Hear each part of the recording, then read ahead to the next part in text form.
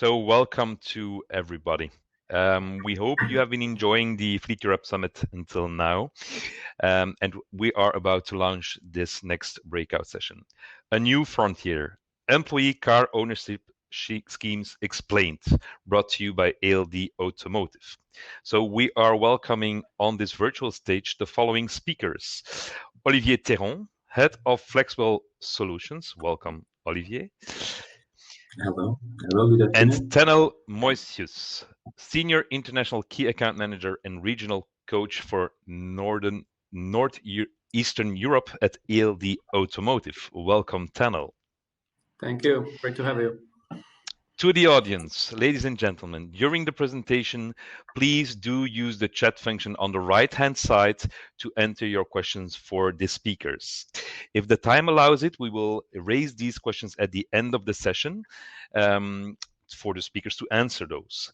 If the time does not allow us to still do a Q&A, then please reach out to Olivier or Tanel through the direct chat or to go towards their exhibition booth in the village, where you will find people from ALD, which will definitely be prepared to help you.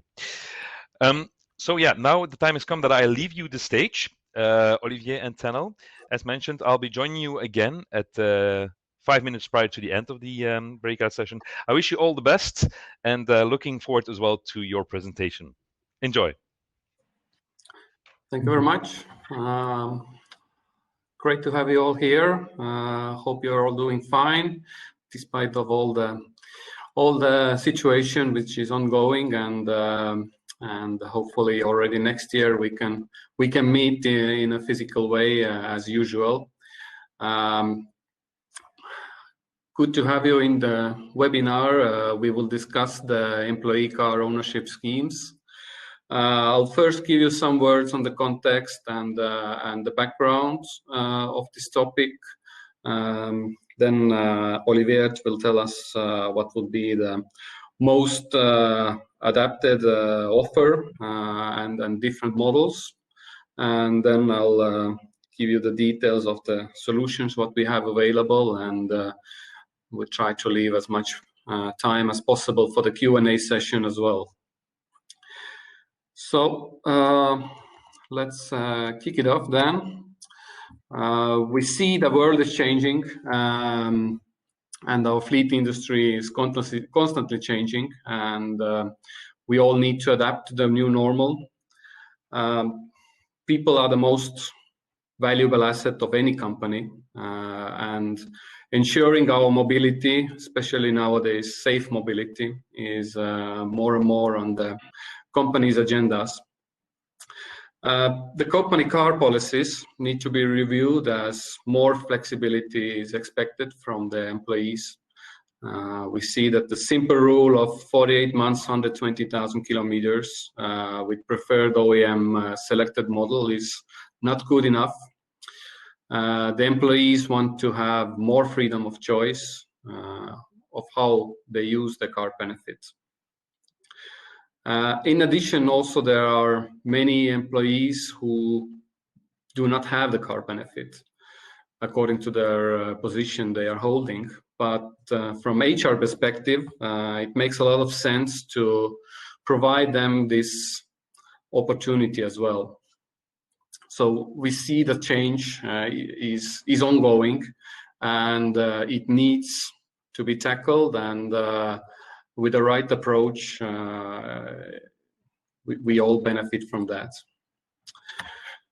So where we see that there are always two sides of every story. We have the needs from the companies, and we have the expectations from the employees. And of course, we are looking for the perfect balance here, to consider both of them as much as possible. So on the one hand, there is the company, the employer, who have several needs, like keeping the operations running, people happy, fulfill their CSR commitments, safety requirements, but at the same time also keep the track on the costs and the TCO levels. On the other hand, there are employees. They are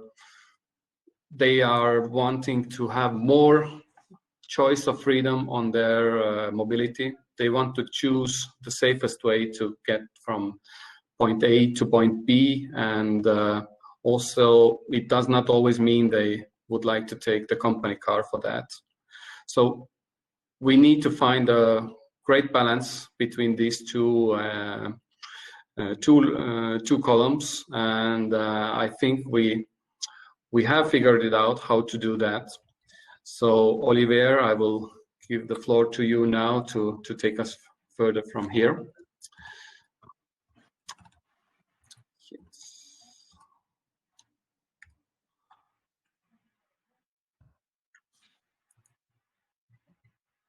You can just move this. Yes, thank you. So as Tanel just explained, the equilibrium is quite complicated to reach between the company needs and the employees, all the employees' expectation. So it's a new equation we need to look at. It's not an easy one. It's hard to solve, and it's especially hard to solve using the traditional car policy companies are using currently.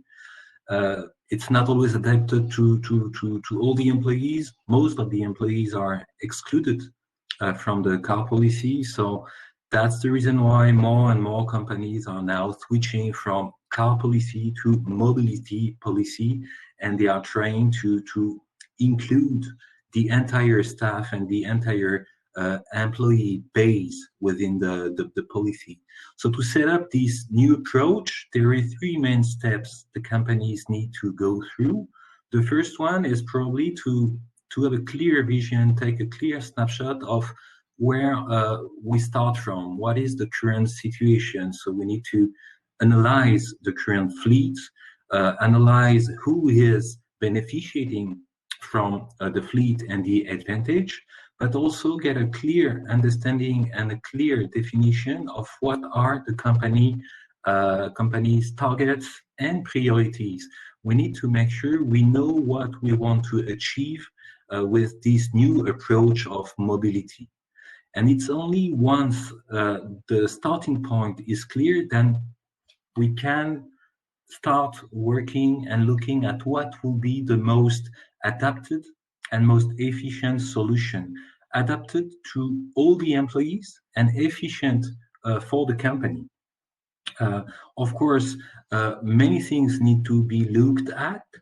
We need to define, and the company needs to define if it's looking only for a local solution, a global solution, if all the employees will be involved or not in the solution, in the policy, how to include in the policy all the new aspects Tanel just talked about, CSR, powertrain, all the new aspects need to be treated. Are we talking about cars only, or are we thinking about new means of transportation? Everything needs to be clear and to be defined. Of course, there are different schemes that can be applied. We will look at the schemes in the next slide.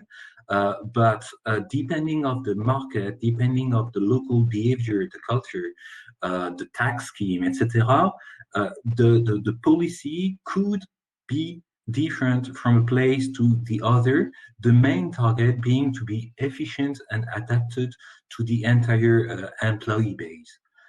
Something that needs to be taken into consideration also from the beginning is the reporting and the communication aspects. The communication, it's because one, it's defined, and once we have a new strategy for a company, it's very important to make people know, to make people understand what we are talking about, and to make sure that it's clear for them where is the interest.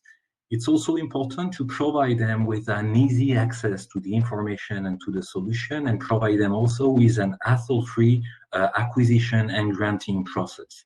So that's the three main steps we need to pass through. It's time-consuming, and that's something we can't do leasing company on our own, and it's hard to do on your own. So it's really a co-building approach that deserves to be set up. If we look at the three different schemes, so that's the next slide, there is, so I will just wait for the slide. Yes, there is basically three main bricks or solutions we can play with to build a new mobility solution. So the first one, it's not necessary maybe to enter into too many details. It's the company car, so everybody knows about it. We know the advantages and also the constraints of the company cars. The main point you need to keep in mind is that company cars are quite limited in terms of target audience. It's reserved and limited to a certain segment of employees only. Mostly they are eligible based on their position. Sometimes it's part of the reward package. Sometimes it's because they need it. They need the car or the LCD to do their job, but it's anyway limited to a certain portion of the employee base.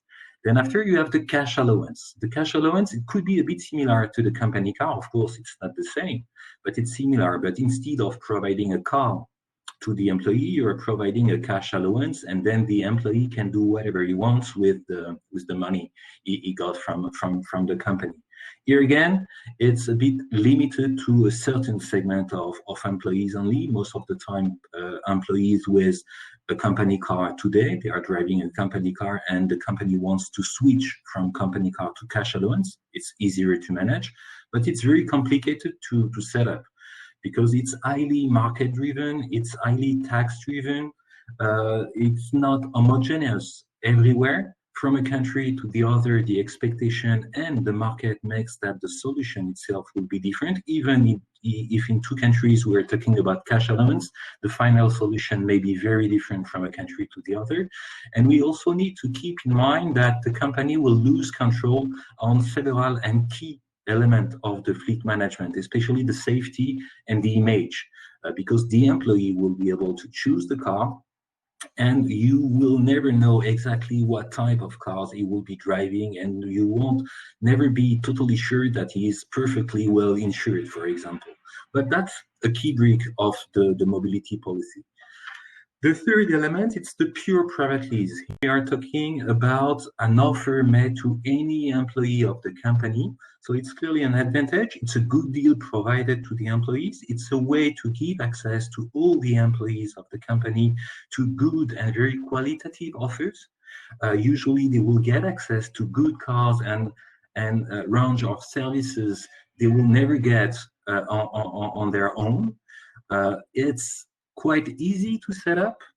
The impact over the entire employee base is immediate because you are clearly providing a clear advantage and a clear solution to the entire population. And it's not a detail, there is no additional cost and no additional workload for the company.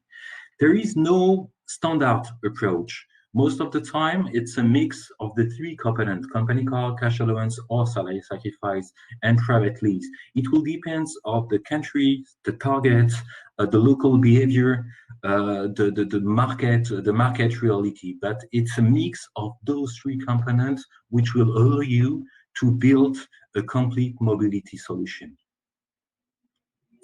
Tanel, I'll leave you the floor maybe to explain now how we can accompany our customers to set up such a good approach. Thank you, Olivier. So we see the four following pillars as the key success factors why we see the number of private leases constantly increasing with ALD at the moment. So first of all, the acquisition process must be digital. We strongly believe that it needs to be as digital as possible and as easy to use for any user as possible. Nowadays, everything is done online, so we need to really the same approach also for the private lease. The second part is that the cars in the B2B2E, so business to business to employee scheme, need to be defined according to the company mobility policy, but so that also that all employees, not only the ones that are eligible for the car benefit, but for all that it is possible to take advantage of the partnerships and the discounts the company has in place, and interesting also for companies as these vehicle volumes could also considered as part of the rebates. So definitely a thing to consider here. At the same time, even though the employee is leasing the vehicle, we are convinced that the overview and the reporting is essential. So still the companies need to have the visibility, what is happening, what is leased, so where they are, and so on, how many cars have been delivered previous year, and so forth, as we discussed in another session of the ALD net, for example. So the global reporting is definitely important. And day-to-day management. So ALD is managing the cars within the full life cycle of the contract, and we take all the daily management to our side, so leaving all the company fleet managers out, giving them more time, giving employees more time, and actually with digital process it also gives more time for the leasing company. So where we can do that, out of 43 affiliates that ALD has on the global level, we are able to provide the private scheme in 23 countries. So we cover the full Europe, plus Russia and India. There are more countries coming up quite shortly. So this is not the full list, but this is the list where it is available already now and today. And some recent examples to show you from 6 countries. So digital solutions in France, Spain, Italy, Portugal, UK, and Poland, where this product is available. And as a conclusion, to say that the private lease offers and benefit schemes for employees are on the upward trends. Companies need to set innovative and efficient schemes answering their operational and financial needs, but also to the employees' new behavior and expectations. And the third point, to sum it up, is that the co-building approach proposed by ALD allows the companies to set up optimized solutions. So in line with their mobility policy, with no additional workload, and for all employees, regardless of their company car eligibility. So we have time now for questions. Me and Olivier will be happy to take these. Yes. Well, gentlemen, thank you for the interesting presentation. Interesting stuff, absolutely. We have 2 questions or 2 reactions in the chat which we need to answer, and we have 2 other questions if we have the time. A question from Stephen, our colleague, but I will not start with that. I think there is another note which might be interesting to react upon from Nathalie Fulcon from Pernod Ricard. She's asking, or she's telling us, well, OEMs often refuse to integrate private lease into the bonus calculations. Do you have a reaction regarding that? It depends. Yes. It's true. It's true. Not in all the countries. It depends really the countries. In some countries it's possible. In some countries it's not possible. It depends also the OEM. So at the moment we are building the catalog of cars. We try to pay attention to these points.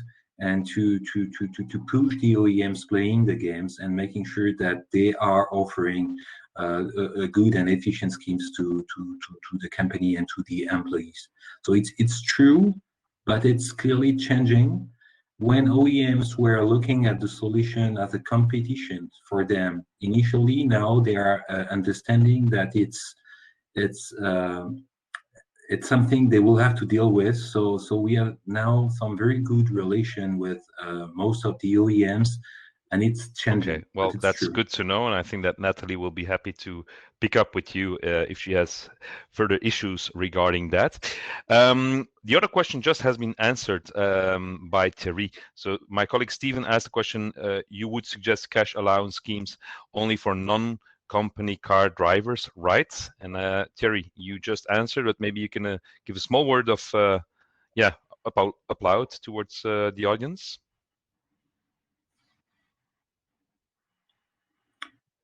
Thierry, you just said like, yes, Stephen, well, for employees not needing a work car, which is obvious. Is there something additional to add on? Okay. No, that's clear. Most of the time, the cash allowance, it's a move from a company car to cash allowance, but more and more companies are now looking at the opportunity to provide cash allowance to their non-company car drivers. We have 3 additional questions, and we still have the time, so let's tackle them. Regarding private lease. In this COVID situation, what is the main challenge for private lease as you see it, and what would be the main opportunity? And this from a fleet manager perspective versus a mobility provider such as yourself.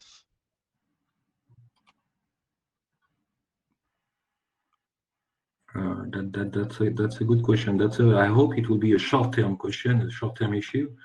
But indeed, there is an opportunity. But the opportunity is more has to be seen more from the company perspective and how they take care of their employees. More and more employees are asking their employer to provide them with alternative transportation solution or means. So these typically can be included and is included in some of our setups to the global mobility solution. Here I'm more talking about mobility card, a mobility package, or alternative transportation means. So that's what the COVID situation generated. From our perspective, it's an opportunity because it's opening some minds and it's pushing employers to have this kind of discussion with their employees. Maybe Tanel, you want to? No, I think you covered it well. Really hope this situation will change. Hopefully next year already. Okay, well, 2 other questions regarding private lease. One from Yves Helven. How do private lease clients react when their choice is limited to the cars that their employers provide? Is a wide choice of vehicles necessary for the success of the offer? I will start maybe. I think the key here is that the offer is attractive, both in terms of the price and let's say the availability of the cars which are offered out. The pricing part is let's say can be adjusted if you use also the benefits you have agreed with an OEM or with leasing company. So I think this is one point to consider, and the second part is to really not to have it too wide, at least in the B2B2E scheme. The selection of the cars, otherwise we come back to the expectations from the employees versus the company needs. So the company also still have some reputation part. They have also the CSR, the CO2 emissions. So there are more things to consider rather than providing a very wide range of the vehicles. So there must be a place for the compromise here. Olivier, would you like to add something? Yes. Yeah, just maybe also, so we can provide both or a limited catalog of cars to make sure that it's in line with the what we could call the car policy within the mobility policy. It's also a way for the company to keep control over the image. So that's something which is asked by some companies.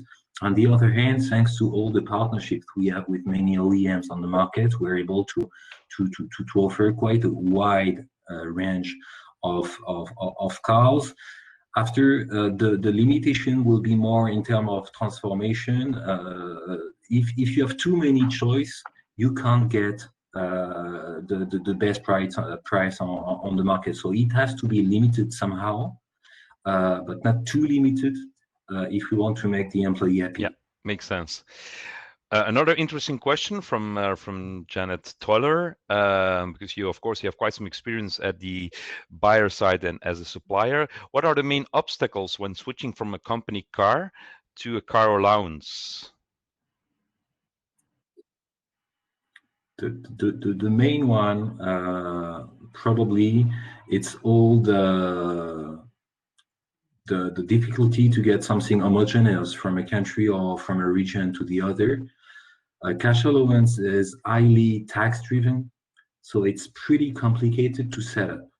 On the other hand, once established, it's quite easy to manage. It's much easier to manage a 1,000 bank transfer per month versus 1,000 cars to manage on a daily basis. But the main obstacle, clearly, it's the tax scheme, which will be different from a country to the other. And I would add that also you should look at the driver profile and based on this as well to make the decision if it would be worth to change it or not.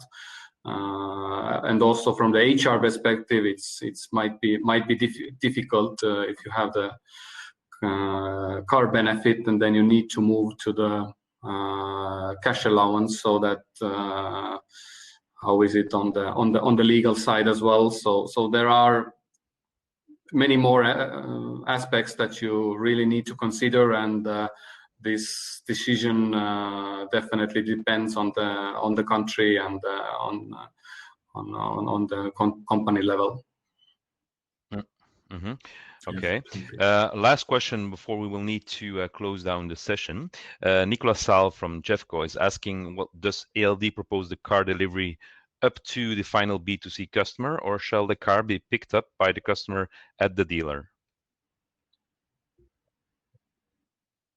Oh, that's a very good question. From our point of view, that's something that can be defined.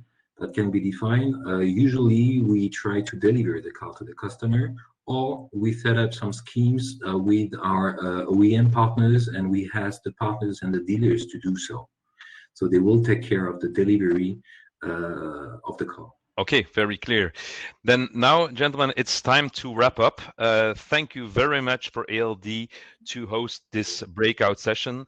It was interesting. I think the audience also enjoyed it.